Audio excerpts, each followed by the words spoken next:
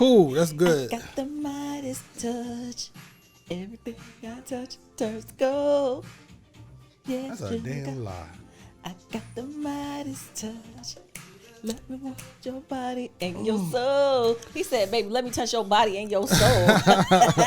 That's deep. I got the Midas touch. You touch your body and your soul. Sound like it should be in a Beverly Hills Cop soundtrack. Right? Don't it? It does. I can see Eddie Murphy walking with a little tight Exactly. jeans Or on. driving between one location to another through the city. They showing the movies back then. They show clips of people walking. Yeah. They showing the scenario, The skyline. skyline. Yeah, all that shit. They show all that stuff in those movies back then. Oh my God. This song is playing while he's in some little dirty beat up car driving from one place to another. Then they dial the volume down. They don't just stop. And then he says, hey, how much it costs for that? Blah, blah, blah. Yelling out the window. And you know they had to get it every time. Hey, I'll see you in that car. Eddie Murphy had to laugh at every movie, didn't he? Oh my gosh.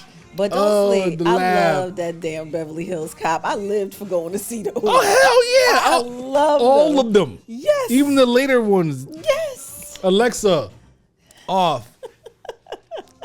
Beverly Hills Cop movies they never missed. Oh my gosh, they never missed. And it gave us this idea of what Beverly Hills was like. I mean, yes, it was the 80s. I know. And I wonder where they were for real. Yeah, were they really in Beverly Hills? Or were they in like El Segundo? Right. Or were they in Encino County somewhere? Right.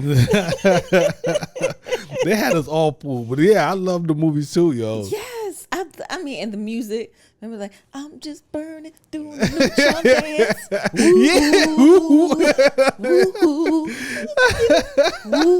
Yes, that's so true, yo. Just, oh man. Oh man, the back in the day, movies had soundtracks. And you knew the songs were coming. They would come in, and you had the certain people who always sang soundtrack songs. Always, they were Like soundtrack artists. The Pointer Sisters. The Pointer Sisters. They was one of those people. My mom used to love them. Patti LaBelle. What did Patti LaBelle do? Was On My Own in a soundtrack? Patti LaBelle was just singing. Patti LaBelle was just singing hooks. Yeah. I'm just joking. Yo, Missy said it. Missy said it. Yeah, I know she said it, but that don't mean that it's right. What I look like. Goodness. But there were certain artists like Michael McDonald. Didn't he did a soundtrack? He did a soundtrack. He did a soundtrack. I can't remember what movie it was. It was oh man, I can't think of it. But yeah, there were soundtrack artists, and then when the black movies. The rise of black movies and black soundtracks. Like I think the first big black movie soundtrack that I remember either was it Boomerang with Tony Braxton. Yeah, and Boomerang, Babyface yo. did those songs. Boomerang was ill.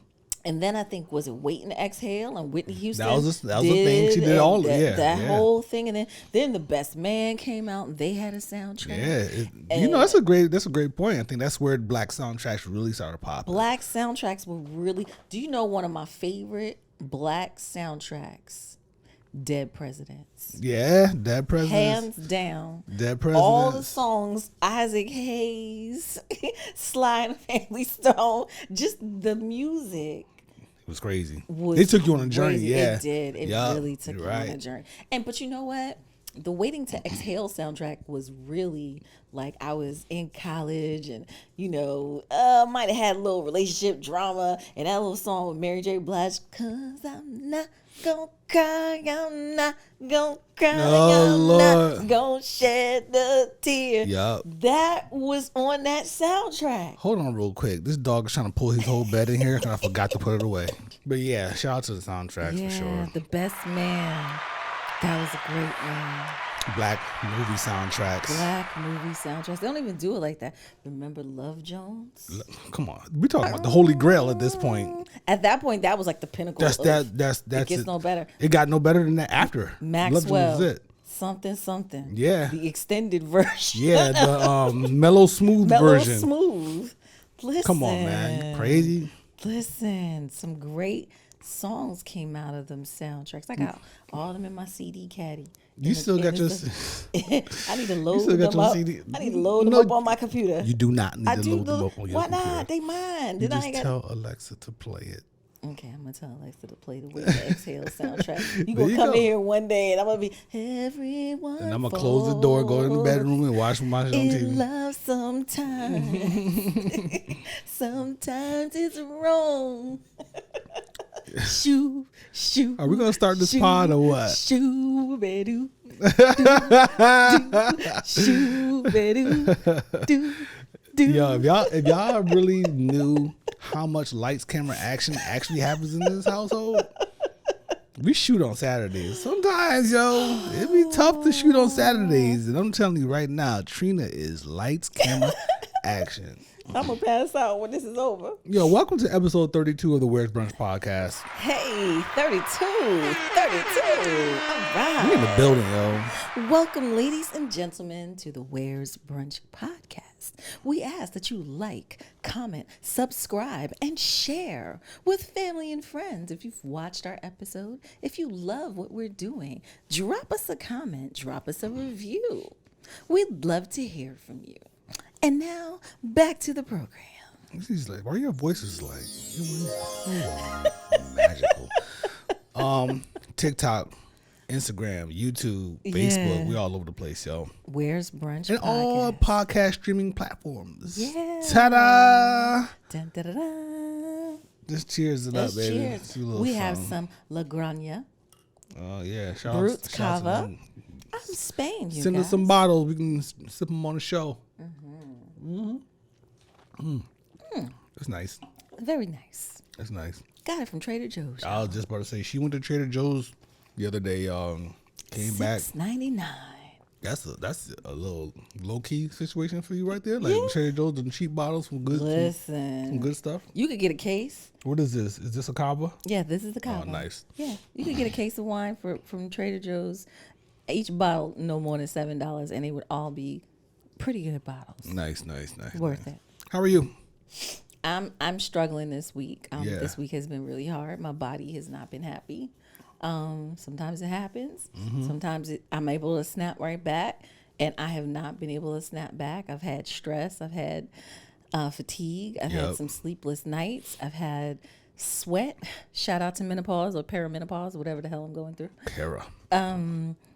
Yeah, it's been a rough week. Yeah. Then we had a busy day today. Very. And now we're here, but I'm happy to be here. I'm happy that you're here, and I appreciate you pushing through to do this. Appreciate you too. Looking good over there in your sherbet. Yeah, I'm a little sherbet colored, you know what I'm saying? Summer weight sweat shirt. Summertime.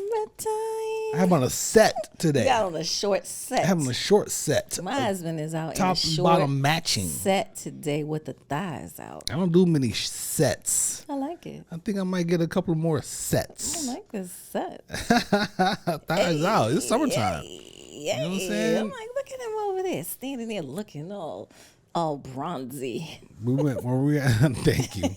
We my what do you call it? My bronze accents or something like that. Yeah, your bronze tones. My bronze tones. I'm bringing my bronze tones today. Yeah. Joe was over there talking about how he tried on some above the knee shorts the other day when he was out, and it's like he said he was in the store, and him and Tiff, I think, and the guy was helping him out, and he had the shorts on. He said, yeah, I don't know, man. I feel a little air going up there. I feel a little air going up above my knee.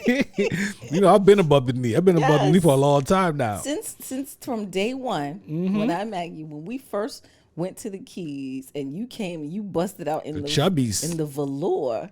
Oh yeah, the velour chubbies. The velour chubbies. I was like, we ain't even get the velour chubbies work like that yet. Oh my gosh. I'm still ready to go. Oh my gosh. Yeah. You know what I'm saying? So that's what it is.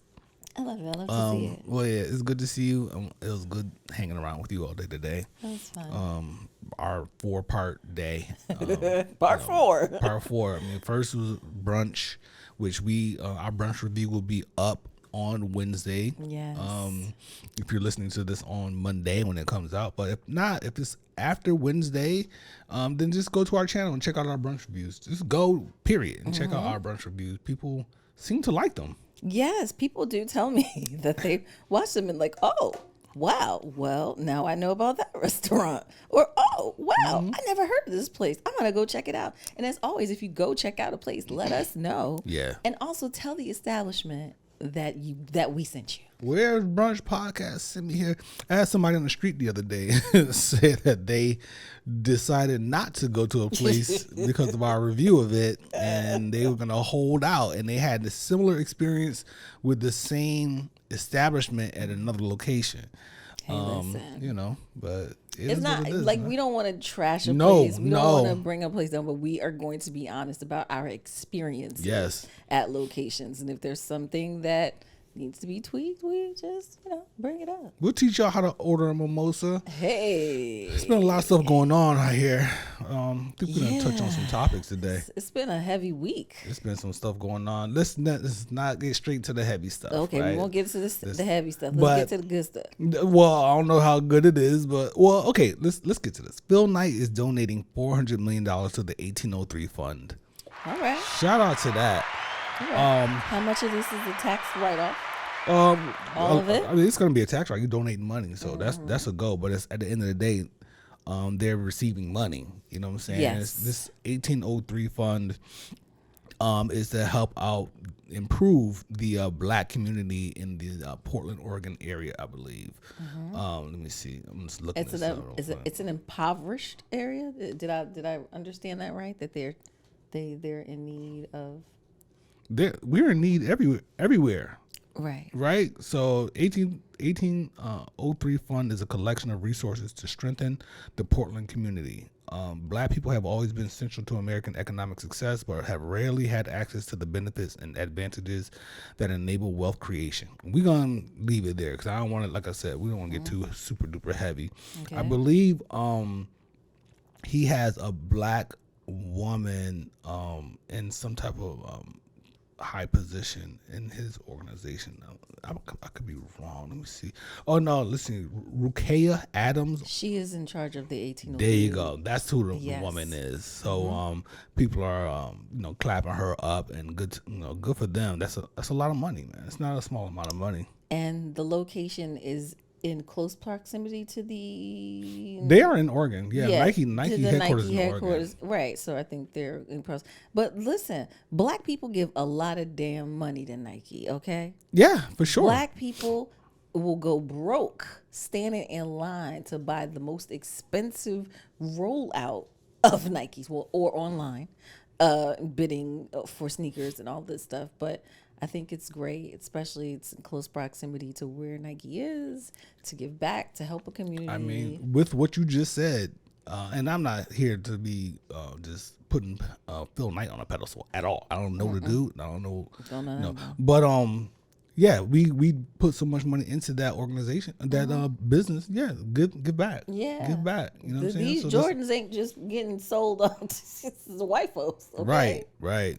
Come on. Don't get me started on Michael Jordan. Yeah, because hey. So that was a dope thing. We posted that to our stories on Instagram. So people, bravo for that. Yeah, that's good. I hope the money is distributed. They do some great things to help improve the lives of people, and that people are able to, get a step up. Yeah, no doubt, man. And be able to maybe turn their lives around or turn their situations around, maybe affordable housing or the opportunity to buy homes. I hope they're, something to help balance the scale. Rick Ross and DJ Envy been going at it. Yo, it's turned ugly. Now what? So as many of you might know, right? And we're not going to spend a lot of time on this particular topic itself. I wanted to use it to talk about something else. Okay. I think we'll be better off. But they started off competing, going at each other in a friendly way about competing car shows. DJ Envy has his own car show. Yes. Rick Ross has started up his own car show. I think this might be the second one. Right. I heard the tickets are like $500 to go to the Rick Ross show. I bet they are. Yeah. Right. So, and it's on his land. He has that giant You know what I'm saying? Plot of land out there in Atlanta. Farmland. So they started off just kind of friendly, firing back and forth, and then in true hip hop form, they started spitting venom towards each other. Rick Ross started mentioning DJ Envy's family. He was walking out, by his pool. Your wife can come over here and jump into the water. Your kids can go over here and break dance and play music. Talking about Envy. Then Envy came onto the station dressed in the police uniform and was, talking about Rick Ross. He has a history of being correctional officer and all that kind of stuff. Oh, wow. Right. So, and then Envy made some comment like, your man had a GoFundMe or whatever. I guess he had some trouble going on. He didn't say his name though, right? He said, he might have said gunplay. But he said your man had to GoFundMe or whatever, and why would your man have to do that if you got him covered? I would never let my man. Yeah. Gunplay calls up Envy. Yep. Charlemagne gets them on the phone. Yeah. And Gunplay starts with the rap talk. I'll slap the shit out you and all this other stuff. And Envy was like, we're not going to do that. You know what I'm saying? If you trying to slap me, then we just going to be fighting. Like, what are you talking about?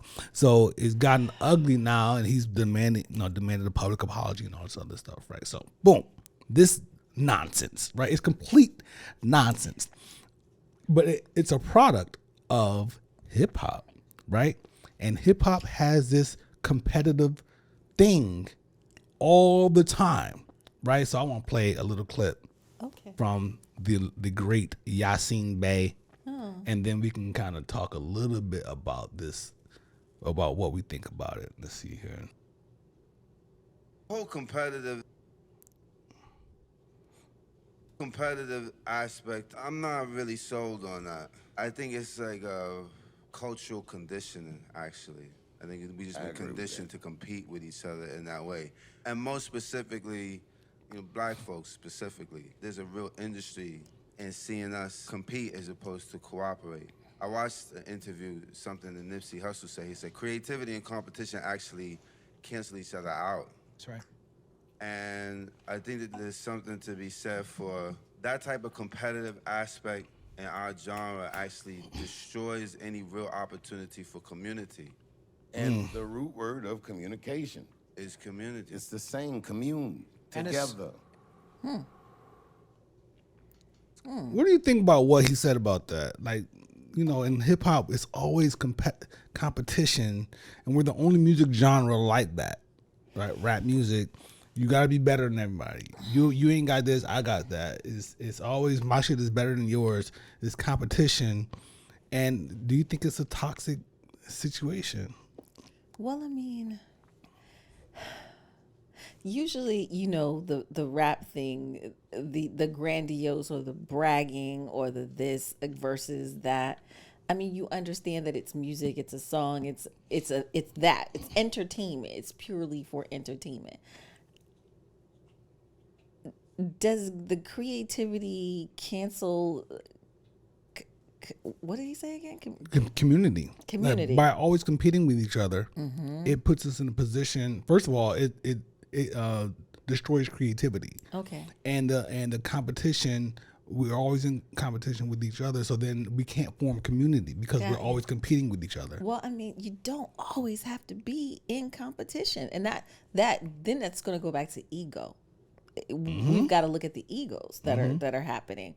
I think that there is a way, because there are groups like Native Tongue or the Flavor Unit or the crews that like the Roots crew and all of these folks that are a community or are a group, and they're not out here trying to bash each other. I don't even understand what this Rick Ross DJ Envy thing.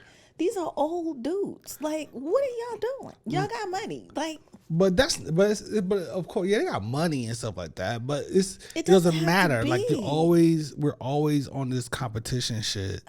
And I kind of agree with Yasin Bey that it needs, people need to cut this shit out. Like, yo, you can have a car show and he can have a car show. They can coexist. And they can coexist. Y'all doing two different things. Right. Whether one of them is based on charity and the other one is just a person putting all the money in his pocket. One way or another, you're doing two different things and you can coexist. Why do you have to put one down. I'm better than this. You ain't doing nothing over there. And then it just rolls into this shit. Now we've seen Rick Ross go to the Breakfast Club a zillion times, and he's funny. They have a great thing going there.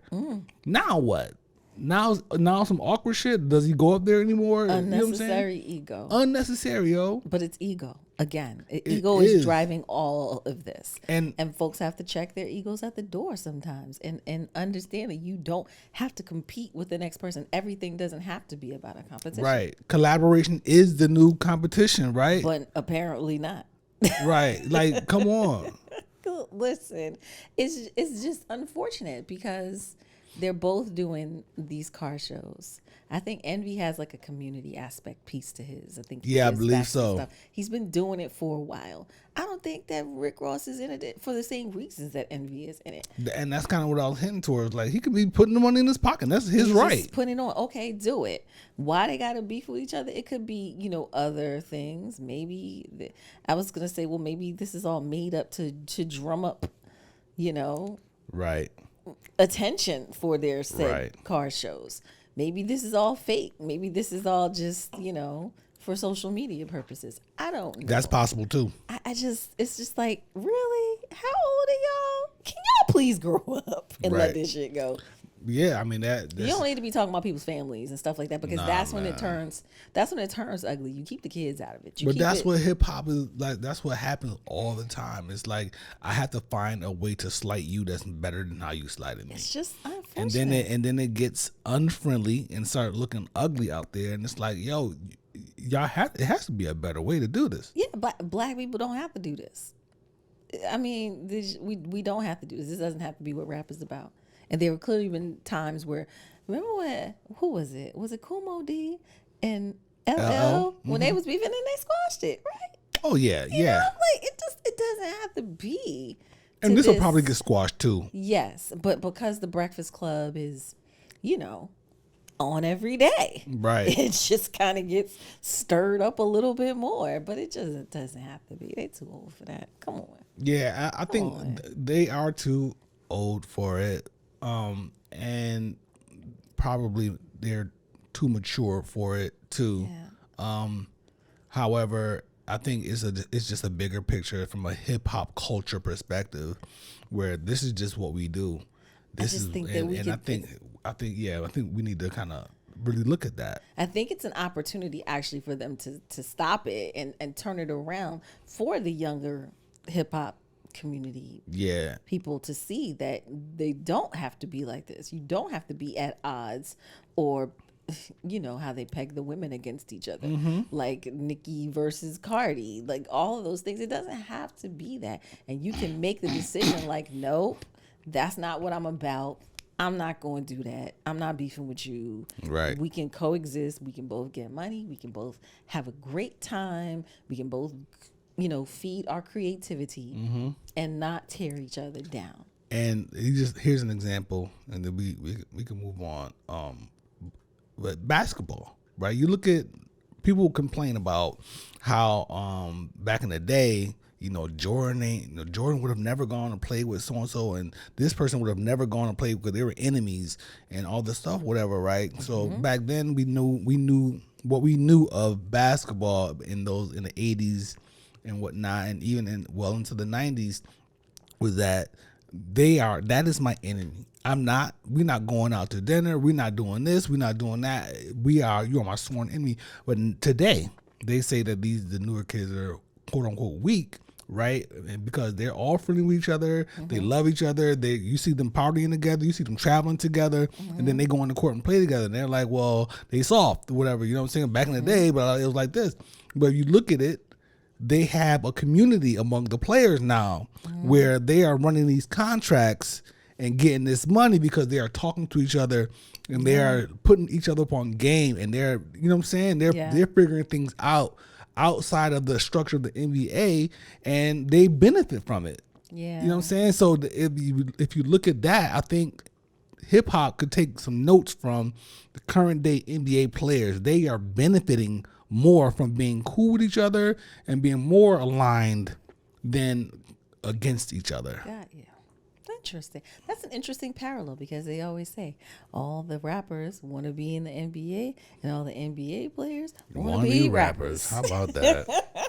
How about that? And on that note, let me ask you a question. At what age do you think is too old to have a baby?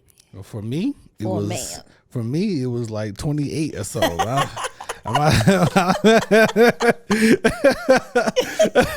don't know how I was 32, some shit. I got fixed. Okay. Man, that's a good question. That's a tough question. Really? Do you think that for at a man 80, to be producing babies? Yeah, like say Robert De Niro, Al Pacino.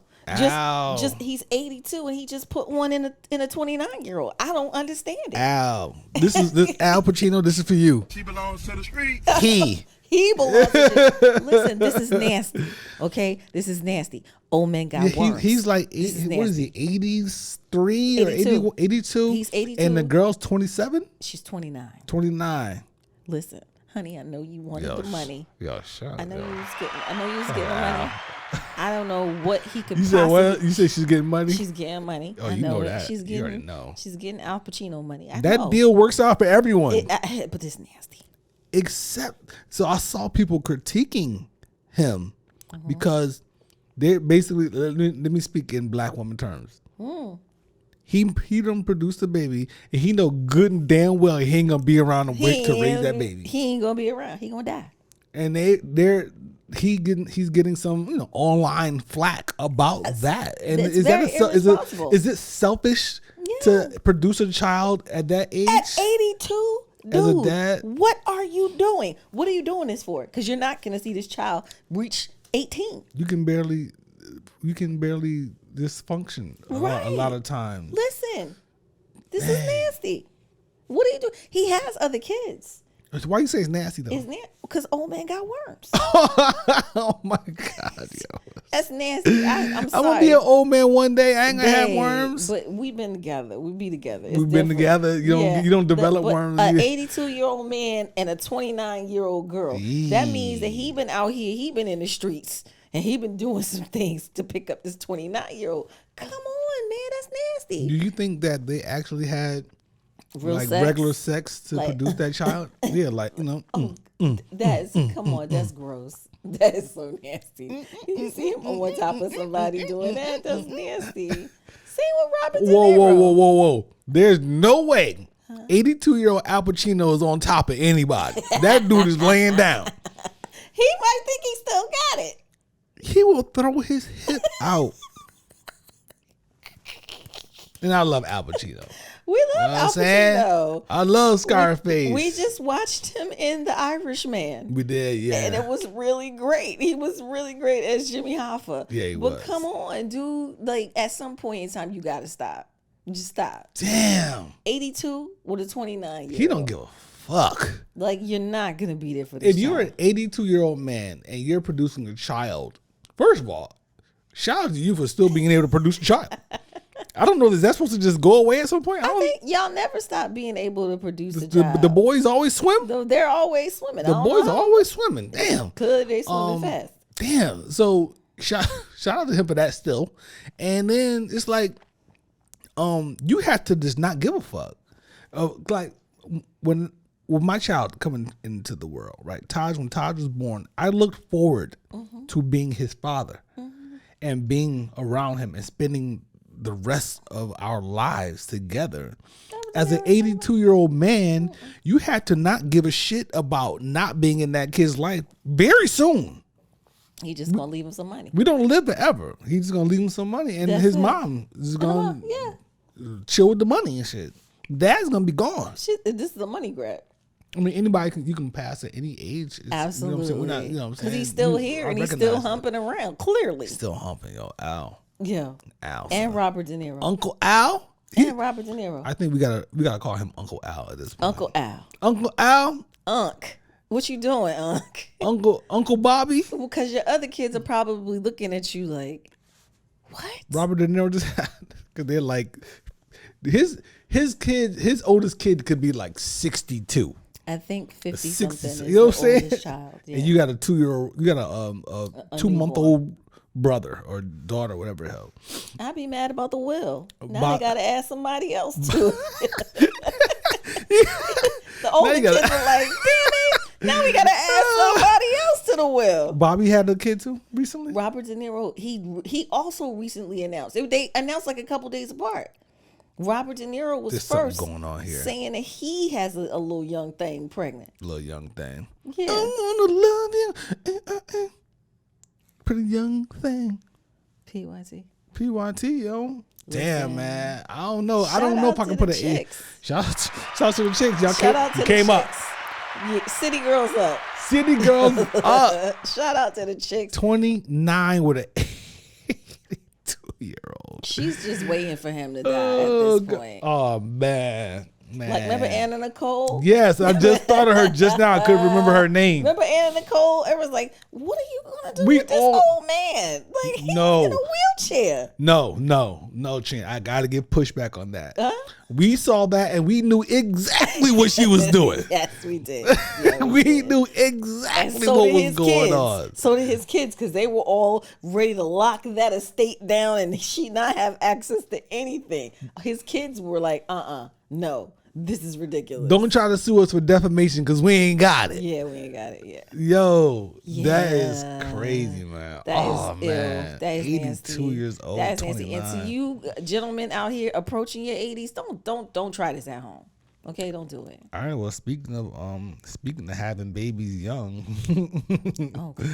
I'm gonna play this little clip, man. I saw let me see, where did I get this? I got this on There. Not today, the boy there. Not today. The boy come and take something, and when you finish the house, lock up there. Look up And there. not today, the boy come there. Huh? Stay there.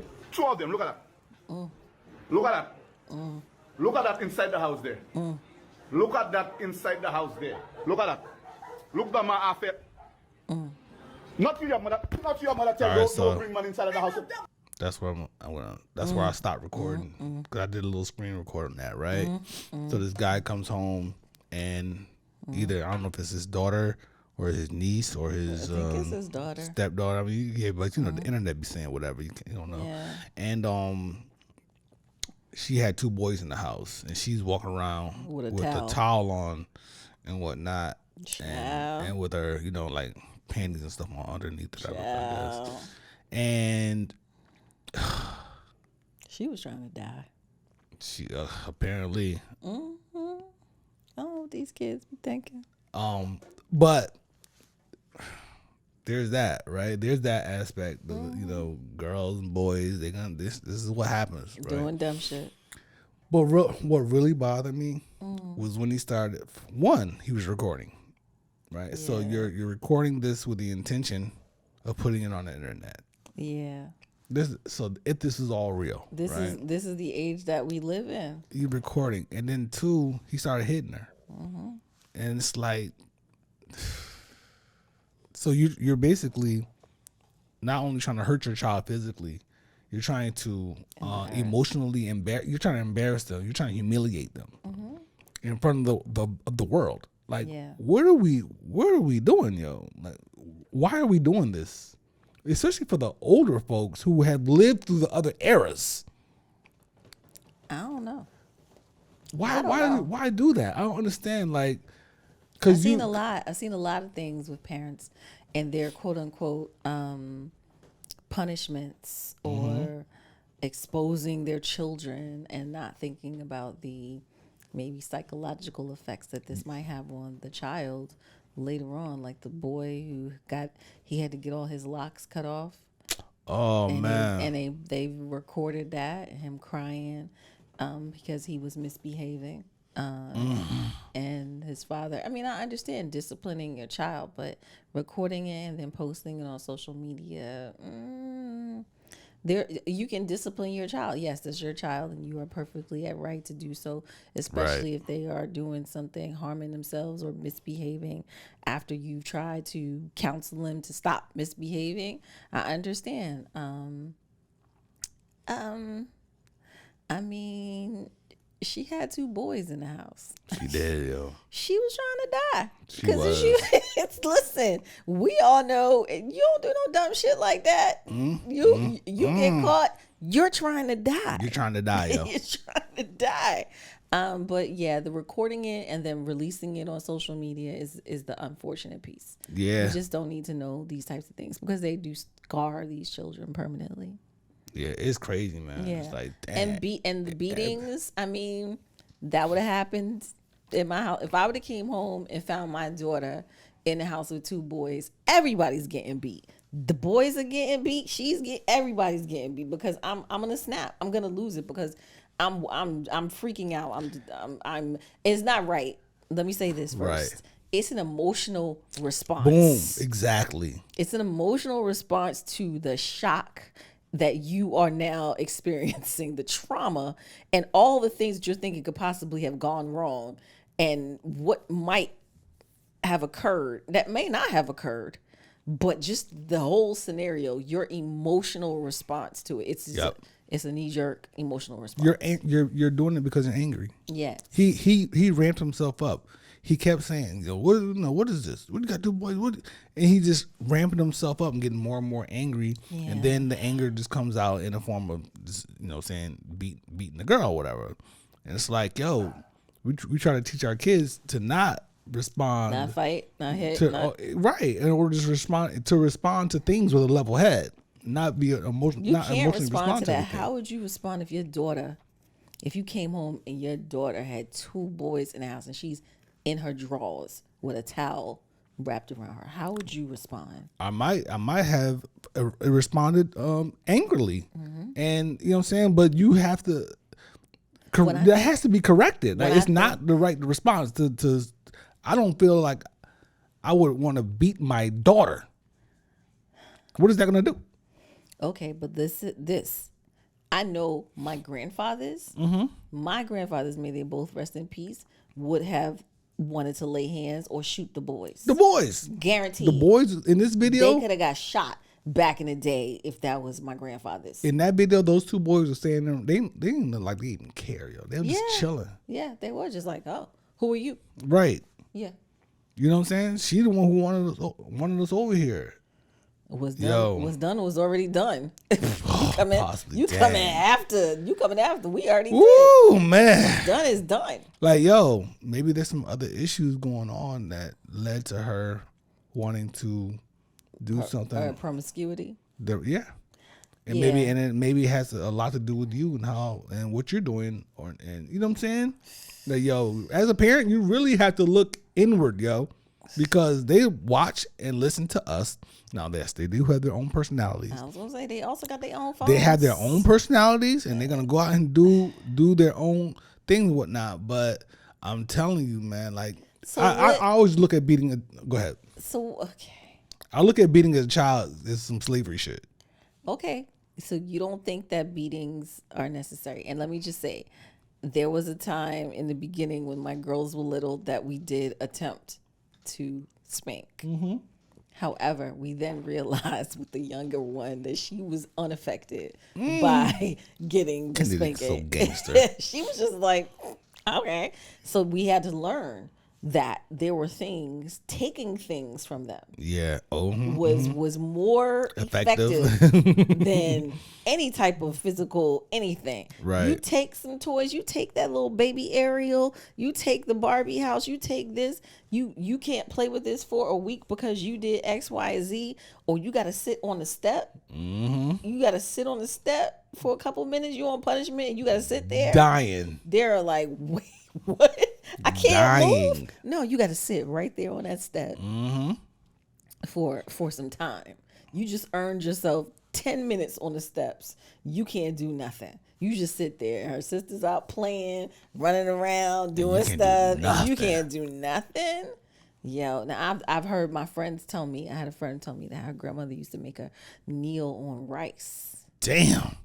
As a punishment. Yeah, man. When they did stuff. That's no joke, though. Kneel on rice. The further back you go, the closer to slavery you go, the more the more gruesome and punishments hardcore the punishments were. Absolutely. And that shows a direct, in my mind, in my opinion, that shows a direct link to that shit. Yeah. You don't hit the belts. somebody That's like the whip. Right. It's just the whip, son. It's the same whip. shit. It's the whip. You know what I mean? So, and I ain't trying to judge all the parents out there, man, but I just, challenge you to take just to put things in perspective a little bit. At the bare minimum, don't record yourself beating your child and then put it out on the internet to humiliate them. Yeah, just the whole. They gotta live too. Putting the stuff on the internet. Come on, son. That's I ain't putting my shit on. You crazy, man. Yeah, it's a different world we live in right now. Well, my document with my notes, my podcast notes just crashed, so I don't know what's going on with that. So I can't open it up. What else? What else did you want to talk about? This all good. It's all good. Yeah, we good. I mean, you can try to. Okay, let's see. In mid episode. So an unfortunate event has happened this week that has caused a lot of chatter in the community, both all communities basically.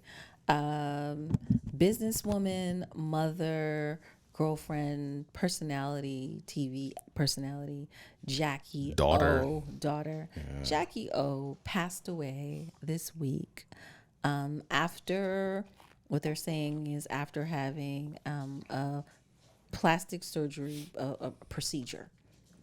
A mommy makeover, to be exact, is what they're saying that she had in Florida, in Miami. She went with a doctor to have this mommy makeover. She is a mom of 3. She was a mom of 3 little ones.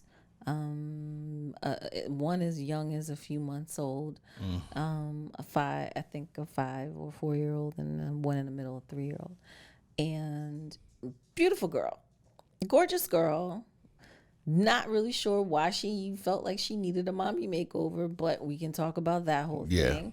But unfortunately, her heart failed after she had this procedure. So she is now leaving DC Young Fly from Wildin' Out, where she met him on the show, the Wildin' Out show, which is Nick Cannon's comedy sketch show that kind of travels around. It's on MTV, and it might have moved to another station. I think it's on BET now.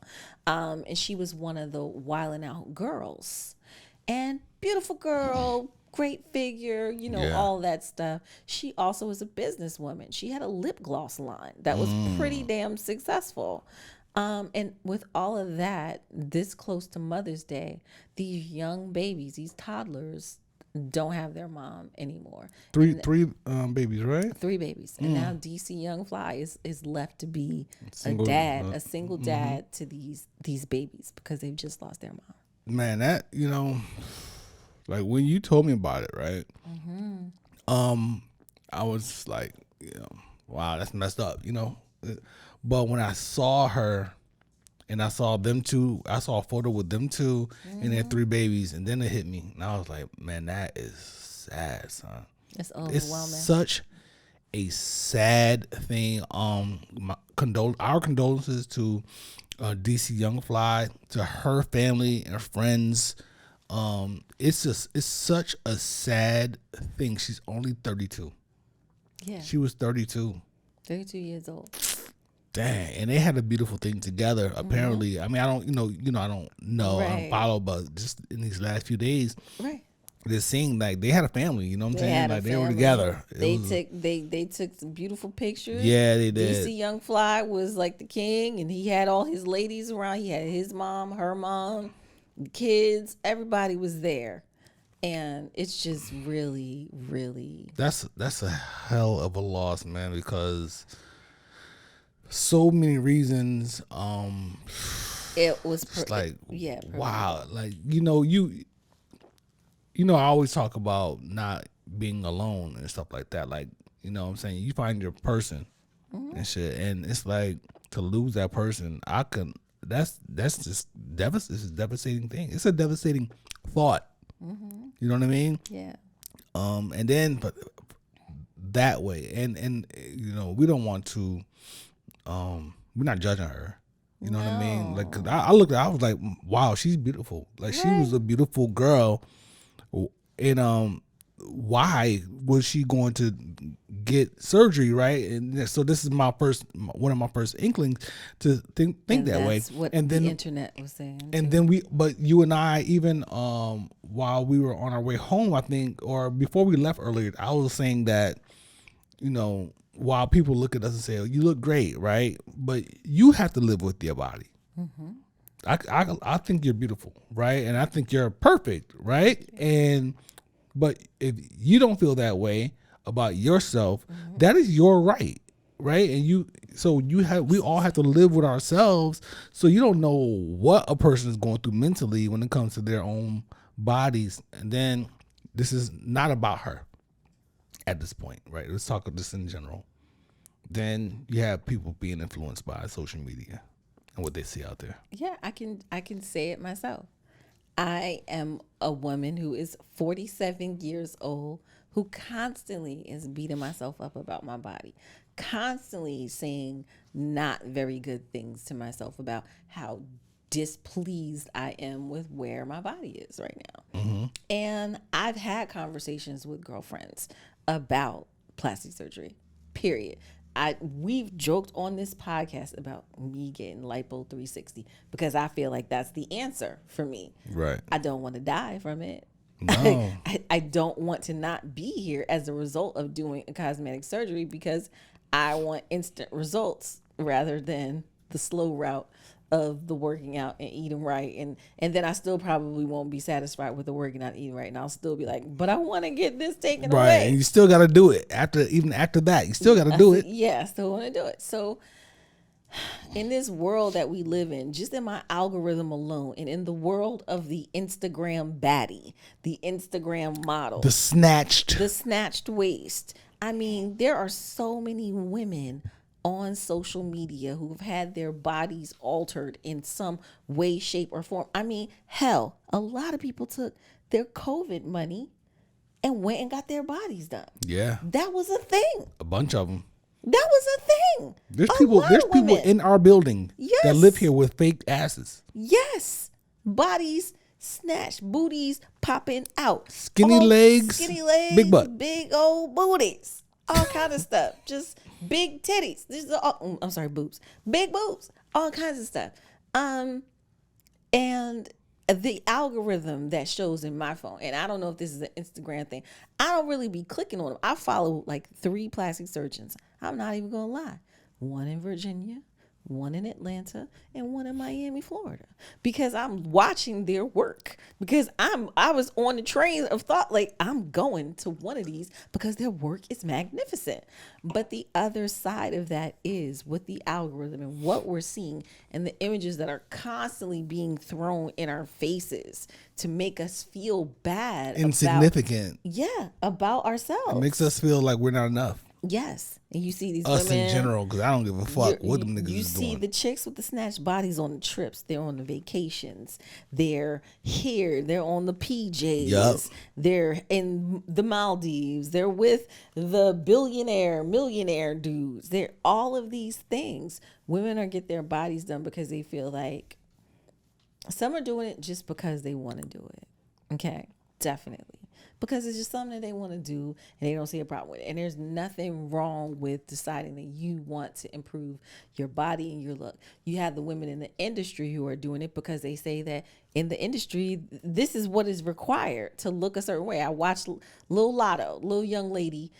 She's older, but she's a young lady to me. She could be my child. And she talks about why she got her BBL done. She's very open about the fact. Summer Walker talks about the dude bought her butt and how she got her body done. SZA talking about the BBL that she got. Like the Carisha, all these young ladies that these young women are seeing in their 20s are getting their bodies done. Yeah. Whereas it normally was a thing for the women in their 30s/40s who had kids who were now snipping it up. Yeah, this nipping I'm tired of tying the bat pooch behind my back. Yeah, the pooch, and I'm tired of shapewear, all these things. And then you have the era of the Kardashians where not only were women trying to get the look of these girls who were altered, that wasn't even how they really looked. They all have been surgically altered. then you think that equates to a lifestyle that you're going to have now because Yeah. you get your body done. The Kim Kardashian lookalike died just a few months ago Right. from her final. She was getting a cosmetic procedure, I think, to get something reversed. Look, And she died. People be talking about Kim. Courtney turned herself into a completely different person. Listen. You can't recognize her unless you've been following her. Oh my gosh. She looks like a completely different person. Yeah. And she even talks about how bad people shamed her for how fat she was, for how she looked like a man. There's those pressures. And how all those things. And that's why she did what she did. Man, be careful, y'all. Be careful out there. So, and you had to understand that when you're going into a surgery, any type of surgery that requires like anesthesia, there's a possibility that you won't come out of it. There's a possibility that you won't come out of it. And there's also, if you have existing conditions, pre-existing conditions, Yeah. and your doctor is telling you, I don't think this is a good idea, and people say, screw it, and they go overseas and they find doctors in Colombia and DR and Mexico to get this work done, and then they end up nearly dying or going even. Let's talk about the statistics for Florida. I was doing a little research regarding the Brazilian butt lifts, aka the BBLs, and many other aesthetic procedures that are performed in the United States. And I was reading on MedPage today about the high incident death rates or complication rates in the state of Florida, meaning a lot of people go to Florida, South Florida, to get their aesthetic procedures done. Many plastic surgeons all over the U.S. who are certified by boards and all this stuff say, and it's known, that the BBL is the most dangerous aesthetic procedure ever performed. Wow. It is the most dangerous. The death rates for this procedure, as of the Brazilian butt lift, became popular over the past 2 decades, with the procedure surging more than 800% over the last decade alone. Wow. 7,382 in 2011 to 61,387 BBLs in 2021, which is basically during the middle of COVID. This spike was happening, according to the American Society for Aesthetic Plastic Surgery. Incredible. Yeah. That's incredible. They were saying 40 years ago, it may have been Kate Moss or Pamela Anderson who, and now it's Jennifer Lopez and Kim Kardashian. And these are the looks that people are asking for. They're also saying regarding the procedure, the surgeon uses liposuction to remove the fat from the abdomen, flanks, or the back of an anesthetized patient. The surgeon then uses a syringe attached to a cannula to re-inject or graft the reserved fat into the buttocks. The cannula is inserted repeatedly deep under the skin, fanning out from a few small incision points to distribute the fat across different areas.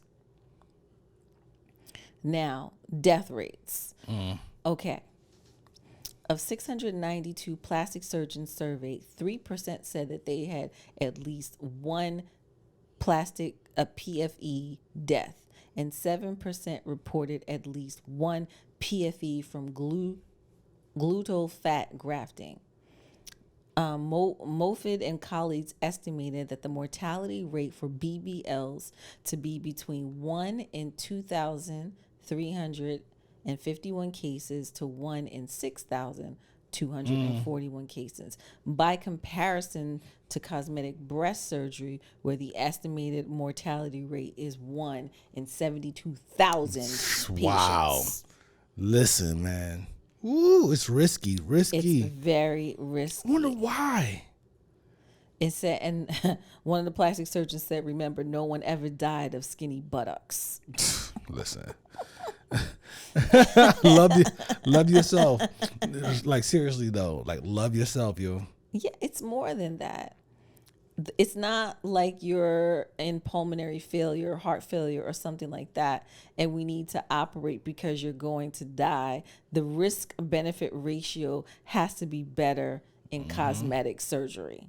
Like you're not, and they're issuing that. They're saying that the American Plastic Surgeon Association needs to put more warnings out about the fatality rates and how deadly it is, so that women just don't think that, oh, I can just go. Everybody else doing it, and I can just do it. And I can just go do it. Colleagues published their paper in 2017. The Miami-Dade County Medical Examiner had determined that PFE was indeed the cause of death for 5 patients who had died in South Florida that year. So they're saying that people are coming to Florida to get this work done. of course. Based on the results, the task force issued a warning in 2018 that was widely distributed to members of the Plastic Surgeon Society to avoid injuring blood vessels and risking PFEs. That warned surgeons should only inject into subcutaneous fat. So they're talking about where they're injecting the fat into people's bodies, that they're injecting it into wrong places, and people are dying as a result of said procedures. So it's unfortunate. And but this is just talking about U.S. This is just the U.S. This is just talking about because U.S. tons of people have gone overseas and gotten stuff done, and then they're coming home in body bags. Yep. And it ain't covered, and people are taking cash and going to these places. Remember the border crossing thing where the girl went with 3 guys? The cartel she was said, supposed to be getting a cosmetic procedure, and they thought that they were other people and shot up the van and snatched them and kidnapped them. They said, my bad. Listen, man. I mean, nobody needs to lose their life over, Societal pressures. the pressures of Instagram. I am on a mission right now to clean up my own algorithm of what I'm seeing and what I'm blocking, and things that I don't want to see, and things that I'm not clicking on that make me feel like I'm less than. Yeah, this is a whole. Yeah, it's a topic. It's really a topic. But yes, you have to, because the algorithm keeps pumping into my phone these images and these pictures. They can of play women. to your psyche without you realizing it. The snatched waist, the big boobs, the all of these things that they're showing constantly over and over and over. That's all you see in the feeds, and I'm like, why are they not showing me like buff naked men? Like, why are they constantly sending these images? Nobody won't see that shit. Well, I'm just trying to understand why my algorithm ain't showing that type of stuff. Like, why am I constantly seeing this in my phone? And here's the power of it, right? Here's the power of what you're talking about. The algorithm showing you these snatched bodies and then it influencing you. I am arguably the most hands-on spouse or boyfriend anybody has ever. I am constantly touching. Yes. I love touching your butt. I love holding you. I love all these things, and as affectionate as I am, it's still a competition. And for with the brain. For the brain, for instance, for your brain, right? I don't want to say that this is exactly what's happening. Right. I'm just saying for anybody out there, if you have an affectionate spouse or boyfriend or whatever it is, your significant other, you're still struggling because that algorithm is so strong that it can actually defeat the hands-on contact and affection you are getting in real life. Yeah. And they're only think showing about that the shit. 1%. They're only showing the 1%. They're showing this tiny demographic, yo. 1%. Real humans don't look like this every day. It's crazy. Yeah. It's really a whole topic in itself, that alone, the psychological piece when it comes to that. Yeah. You know what I'm saying? So you do have to do that. Like, so that's why a lot of times you might send me something, or my boys will send me something, and they be like, oh, you watch that video? I'm like, I saw it, but I didn't click on it. Or if I'm scrolling, I'll be like, yeah, I saw that, but I didn't click on it. Yeah. Because I don't always want to see somebody fighting. I stopped World Star years ago because of that. Gosh, I unsubscribed. Honestly, I unfollowed the Shade Room because I just thought like at one point in time the stuff that was coming out of the Shade Room was just like it's crazy. Garbage. I only follow it for this pod so we can have topics here. But trust me, trust us. The topics that we discuss on this show from the Shade Room is probably like 0.000 something percent.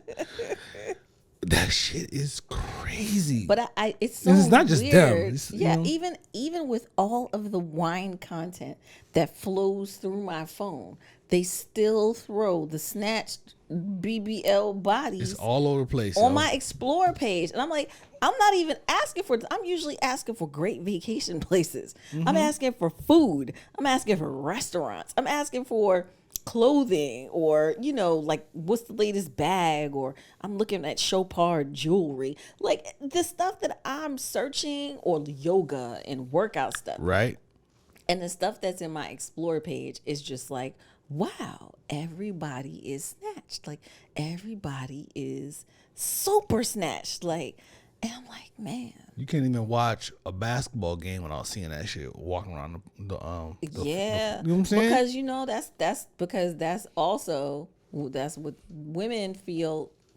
A girl posted on her Instagram the reason why she said something about getting a BBL. Women do it because they want the lifestyle of the stars. Like Cardi B had responded to her post, and she was like, well, Cardi, your body is snatched and you got a rapper. You're living this lifestyle. We're getting our bodies done so that we can attract $1 million man and we can live the lifestyle of blah, blah, blah, which is like, man, it's a sickness. 10% of the population lives like these stars. Most of these stars are broke. Right. Listen, you pod now? You wait till the end. You wait till the end of the pod to really turn it up. Most of these rappers are broke, and their record label might have got their boobs done or might have got their BBLs done, and then they owe the record company back for them. I'm about to push the wrap up music. You're doing too much. It's too late. We haven't eaten. We haven't eaten. It is too late in the pod to go into this right now. But I'm just saying, when you're looking at them, Nicki Minaj did not look like the Barbie character that she looks like now. Like Nicki looked a totally different way when she first came out, and they told her sex sells, and they got her plumped up. The record labels, and it's unfortunate, and it's the images that were constantly being shown over and over and over again. This is why she felt, may she rest in peace, Jackie O felt like she needed to do this. Yeah. And it's so sad. It's so sad, man. Unfortunate. Again, man, rest in peace to her, and condolences to her family, friends, to specifically DC Young Fly as well, and his children, man. You know what I'm saying? We pray for them and the family and stuff, man. It's just a sad situation to see something like that happen.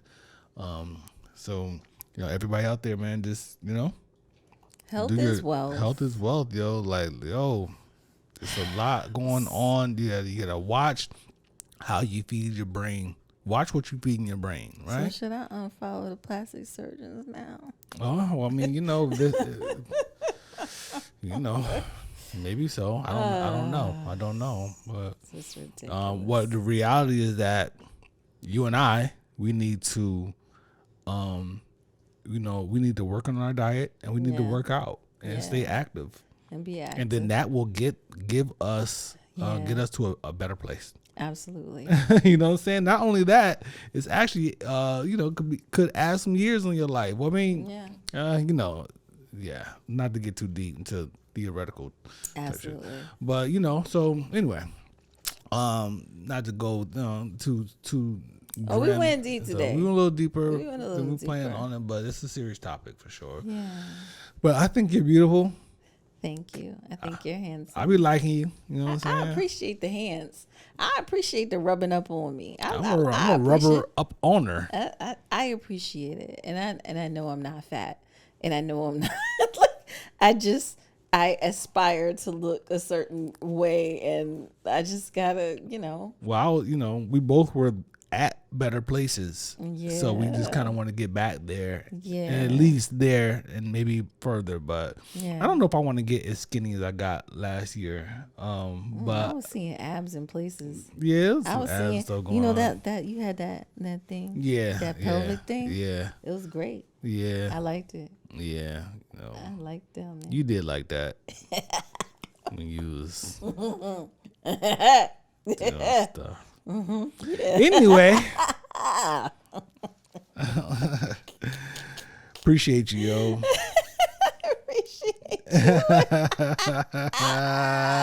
You nasty.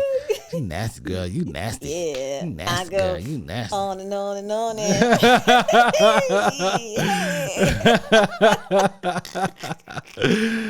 Yo, man, these are the topics. These are the things we talking about at the brunch table. You and your friends, y'all at the table. Y'all be like, yo, y'all heard about what happened with Envy and Rick Ross? This is what we doing. This is what we bringing. I need Envy to get it together. Like, this is not a podcast just about brunch. We are talking about the topics that we talk about at the brunch table. But we did have some Understand that. good brunch today. Watch the review. Oh my goodness. Again. Sweet baby Jesus. Yo, man, we out.